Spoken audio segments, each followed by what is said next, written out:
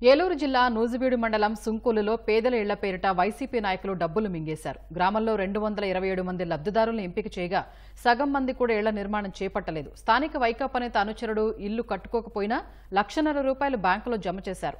మరో నాయకుడి అన్న కుమారుడికి ఇలాగే 35,000 డబ్బులు పడింది. దశాబ్దాల క్రితం కట్టిన ఇళ్లకు కూడా బిల్లులు పెట్టుకుని దోచుకున్నారు. ఇళ్లు కట్టుకున్న కొందరు లబ్ధిదారులకు సగం డబ్బులిచ్చి మిగిలిన సొమ్ము వైసీపీ నాయకులు స్వాహా చేశారు. ఇసుక, ఇనుము, సిమెంట్ పక్కదారి పట్టించారు. ఈ ఇంటికి లోన్ ఇచ్చారంట, తెలుసమ్మా మీకు? తెలవదయ్యా. ఇది ఎప్పుడు కట్టారు? ఇల్లు ఇది ఎప్పుడు యంత్రం ఇచ్చాను చూడండి, అప్పుడు కట్టాం. తిరిగామండి, లోను పెట్టమని అడిగితే మీకు ఇప్పుడు లోన్ రాదు, అది ఇళ్ల స్థలం వచ్చింది కదా, ఇప్పుడు టైం అయిపోయింది, తర్వాత పెడతామన్నది. మాకు తర్వాత ఇప్పుడు ఈ లోన్ వస్తే చూస్తేనే మాకు కాగితాలు చూస్తేనే మా హైరన్ సువ్వా ఇచ్చినట్టు వచ్చినాయండి, బిల్లు వచ్చింది.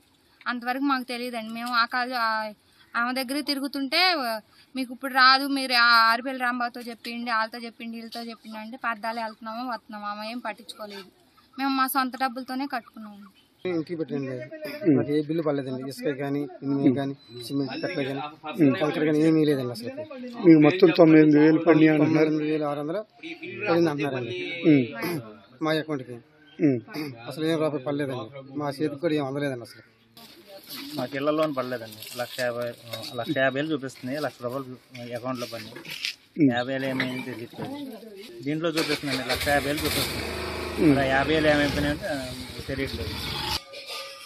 ఈ హౌసింగ్ అనేది 227 ఇళ్ళు వచ్చినాయండి.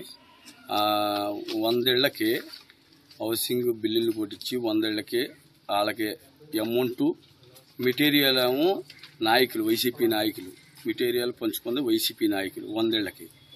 అదే ఒక 50 ఇళ్లకి మెటీరియల్ పడ్డాయి, అవి లబ్ధిదారులకని పడ్డాయి.